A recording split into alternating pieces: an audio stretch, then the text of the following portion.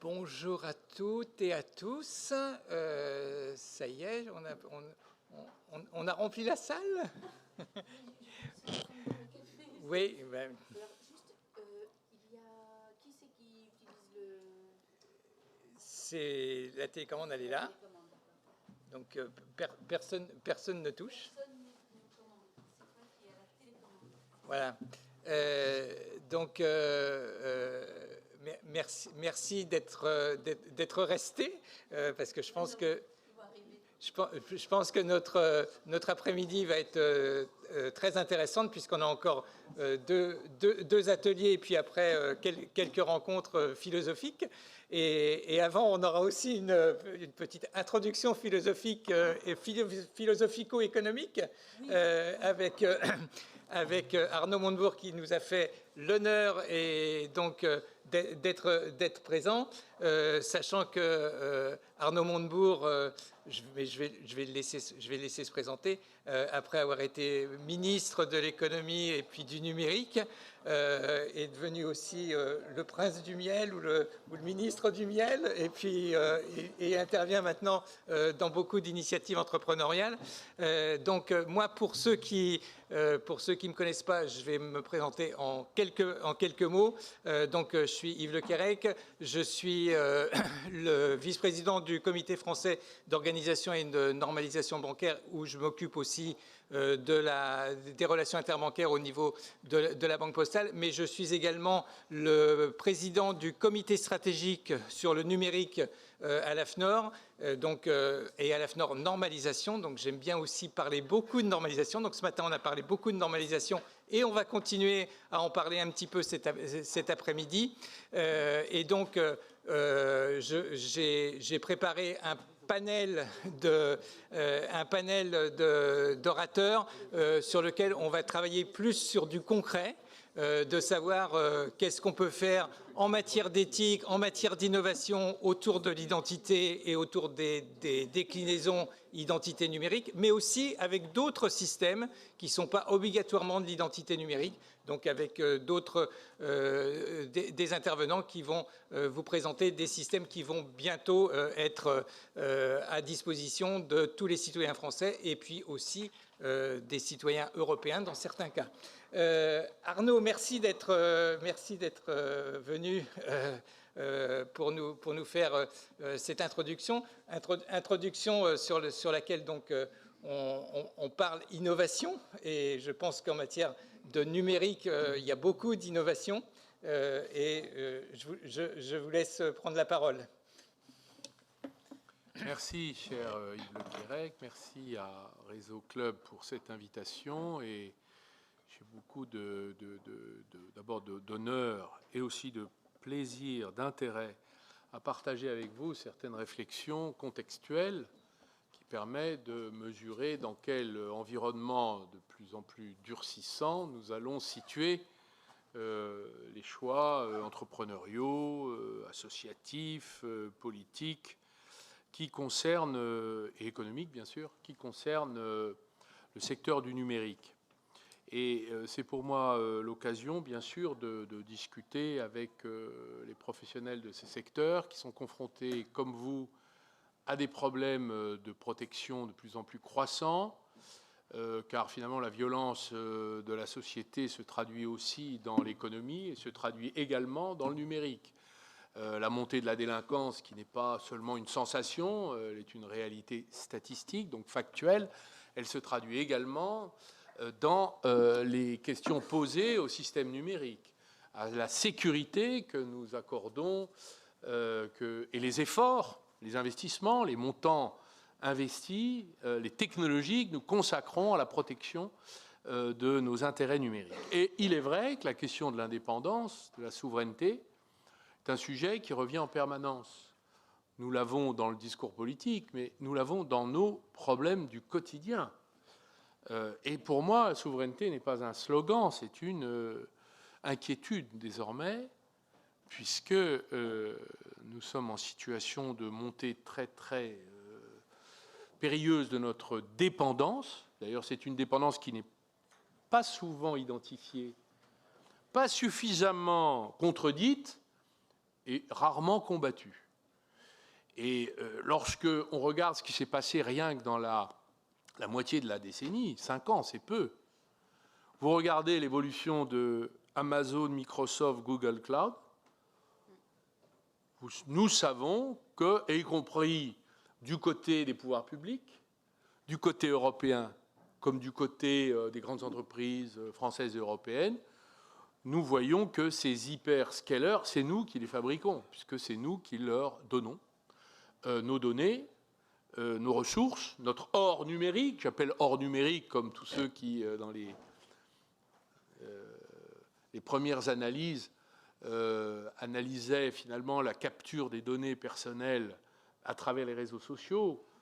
Quand ils faisaient ces analyses pionnières de ce qu'était le numérique des GAFAM au tout début, il y a 10-15 ans, ils disaient que c'est un peu une stratégie coloniale qui consiste finalement à capturer l'or et à vous le revendre très cher. Donc c'est du vol contre de la revente. Et les parts de marché qui ont été accumulées en 5 ans, on est passé quand même dans notre dépendance au cloud US, on est passé en 5 ans de 50 à 70% sur le marché des services cloud en Union européenne. Ce n'est pas seulement la France, c'est un sujet considérable. Moi, je me souviens, il y a 10 ans, j'avais déposé avec le vice-chancelier d'Allemagne, je rappelle toujours ce point parce que c'est un point intéressant, une plainte à la Commission européenne, chez le commissaire à la concurrence. Je lui avais dit, c'était un socialiste espagnol. Je lui avais dit, il s'appelait Joaquim Almunia. Il a précédé M. Breton. Et je lui avais dit, vis-à-vis de Google, vous ne pouvez pas continuer à jouer les amis polis et diplomates. Il va falloir maintenant les faire condamner très cher parce qu'ils ont des positions dominantes que vous passez votre vie à détecter sur les entreprises européennes en faisant condamner les entreprises européennes, mais vous avez oublié les positions dominantes destructrices sur le plan économique, ou en tout cas prédatrices sur le plan économique, des grands acteurs numériques américains. Je vends, comme beaucoup d'entreprises, sur Internet. Qui est mon patron? L'algorithme Google. C'est même pas mes clients, c'est qui? C'est même pas l'inspection du travail. Non, c'est Google qui décide de mon chiffre d'affaires.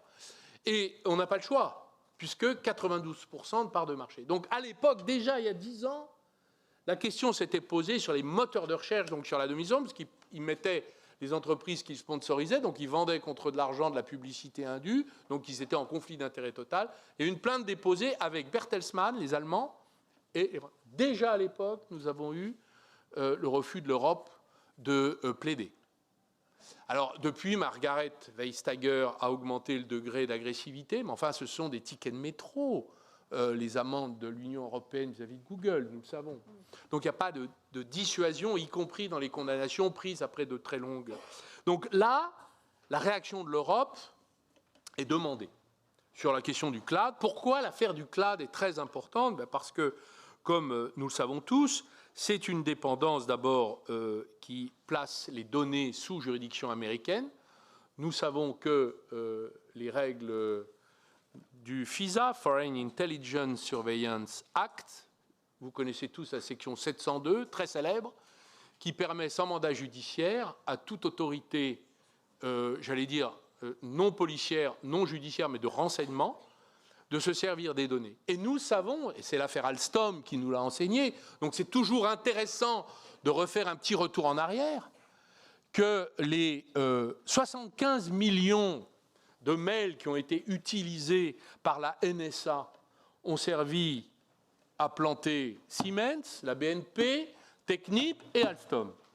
Et quand un garçon qui s'appelait Pierucci, je vous conseille la lecture de son livre « L'otage américain », parce que c'est quand même extrêmement violent, cette affaire. Nous sommes dans le chantage judiciaire sur la base de données numériques capturées par une agence de renseignement qui était à l'origine censée combattre le terrorisme et qui utilise des données économiques pour capturer des entreprises du CAC 40, sans réaction aucune du président français de l'époque, dont le nom ne mérite pas d'être appelé.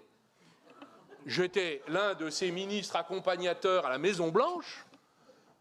Mais comme cela fut très poli avec le président des États-Unis, qui, à l'époque, n'était tout de même pas Trump. Je parlais de différentiel de caractère et de culture politique. Et il n'y a pas eu un mot sur la question du vol de nos données, 75 millions de mails, de conversations téléphoniques, y compris du président de la République française, du ministre de l'économie, mais vous reprendrez bien un petit coup de Bordeaux. Bon, excusez-moi de parler de ça, c'est un peu long, cher ami. Non, non. Mais puisque vous m'avez donné la parole, vous allez devoir... J'assume. l'écouter. Donc, cette dépendance... Alors, ces petits rappels m'amènent à vous dire que nous sommes en position de faiblesse telle que nous pouvons subir du chantage dans la mesure où les entreprises américaines ne sont pas des entreprises comme les autres, ce sont des entreprises qui sont alignées sur des intérêts géostratégiques et qu'elles servent, par les effets de la coopération publique-privée que nous sommes incapables d'avoir, nous, en Europe, elles servent des intérêts géostratégiques. Moi, j'aime beaucoup ce que dit M. Desgrains, le président du CIGREF, que je salue ici, puisqu'il explique que, en effet, même des données chiffrées stockées, chiffrées transportées, peuvent être capturées, y compris quand elles sont dans des data centers en Europe, mais aussi sur des réseaux Wi-Fi qui ont même un composant électronique américain qui déclenche la souveraineté extraterritoriale du droit américain. Donc nous sommes en situation de chantage et les événements politiques récents de la semaine doivent nous amener à nous prévenir. Je rappelle que c'est George Bush fils qui a privé une pièce fondamentale de notre porte-avions à l'époque où nous ne voulions pas collaborer dans la guerre de l'Irak en 2003, merci à M. de Villepin et à M. Chirac, qui a privé nos porte-avions d'une pièce stratégique qui était un élément des catapulteurs de nos avions, parce que nous avions refusé de participer à l'opération mensongère mondiale de 2003. Donc ce sont non pas des amis, ce sont des amis quand on fait leur politique. Mais nous avons le droit d'être. Et nous avons conquis cette liberté presque en même temps que les Américains. Alors, les conséquences sont géopolitiques, mais aussi économiques. Je vais dire un mot de ce point, c'est très intéressant, et y compris dans l'industrie du logiciel, puisqu'on aborde le cloud, le logiciel, les données. Vous voyez qu'on commence à être pris de tous les côtés. Et bientôt, l'intelligence artificielle, je vais en dire un mot à la fin. Conséquences économiques, on a donc donné le pouvoir de marché à un oligopole qui fixe les prix et les rémunérations de façon unilatérale. Donc, nous subissons... Moi, j'aime beaucoup l'analyse de Mario Draghi dans son dernier rapport sur la compétitivité de la plaque européenne, le continent européen. Il nous explique qu'on a 30% d'écart, qu'on l'a accumulé, on a accumulé 10 ans de retard de différentiel de croissance. Ben, si vous faites les comptes de la ponction que le système numérique privé américain exerce sur l'économie européenne, vous avez le financement de l'écart, ou plutôt l'explication de l'écart. L'industrie numérique américaine, si elle ne procédait pas, grâce à la rente de situation qu'on lui a offerte, à ces ponctions économiques, eh bien, la croissance serait à peu près équivalente. Donc, c'est nous qui alimentons par la ponction de valeur numérique la puissance américaine, y compris en market cap, en valorisation et en chiffre d'affaires. Alors, ce qui est intéressant, voilà les exemples, parce qu'il faut toujours illustrer ce qu'on affirme. J'ai appris ça dans mes cours de rhétorique de jeune avocat. Vous affirmez, donnez la preuve. La voici. L'affaire Broadcom, qui a racheté pour 70 milliards VMware. On sait aujourd'hui que c'est 8 milliards de prélèvements par an par les entreprises concernées, par des hausses de prix qui ne se manifestent pas par des améliorations de services et qui illustre ce qu'est une rente de situation monopolistique consentie. Comme disait Étienne de la Boétie, un disciple de Montaigne, quand même ça remonte, mais le texte est d'actualité, la servitude volontaire, discours sur la servitude volontaire, il dit c'est une question d'habitude. On s'y est habitué. Donc on est comme ça, mais on est des esclaves heureux parce que c'est pas grave. Alors, donc bienvenue à tous ceux qui utilisent Microsoft, préparez-vous à la hausse des prix. Plus 50%. Et quand vous avez la commande publique ou privée qui voit arriver des pépites technologiques françaises, sous souveraineté française. J'ai accepté, c'est presque du militantisme pour moi, mais c'est surtout, je crois, une nécessité pour nous tous de nous unir sur l'écosystème français qui fait de la résistance, je vais vous en dire un mot. J'ai accepté d'entrer au conseil d'administration de DataTJ. DataTJ, c'est la dernière pépite technologique, une PME en décollage vertical qui fait de l'intelligence artificielle sous souveraineté française. Merci. Mais comme ils sont moins chers, on leur dit, vous n'êtes pas cher. Alors donc, vraiment, les Américains, moi, comme c'est cher, c'est comme les voitures allemandes.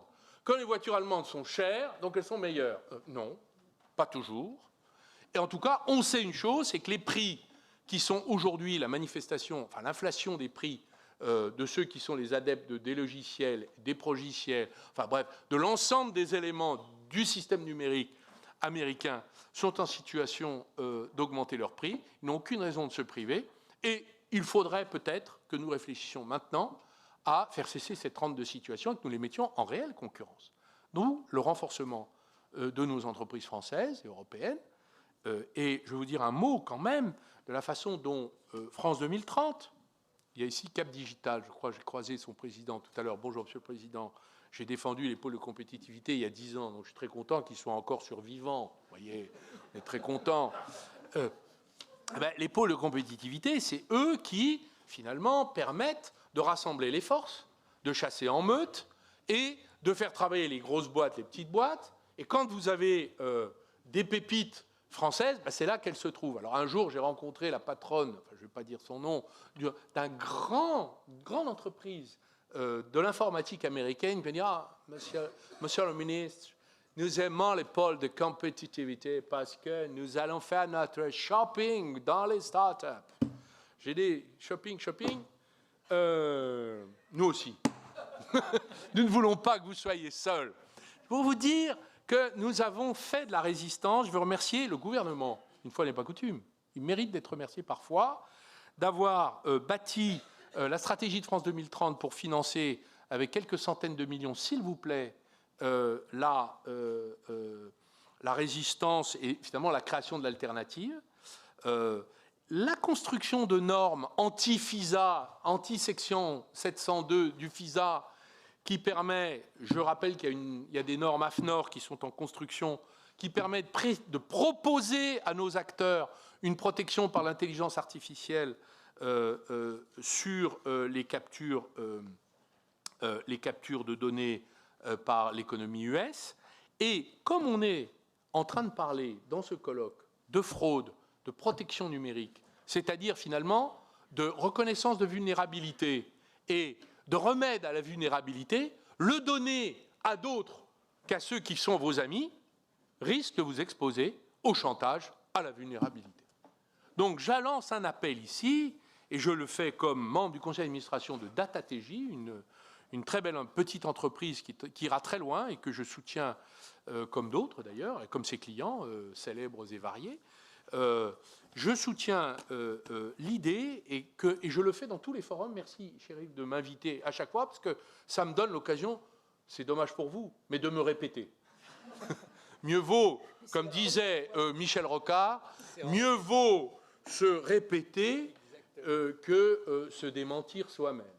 Alors, en me répétant, je dirais, je lance un appel à toutes les grandes entreprises.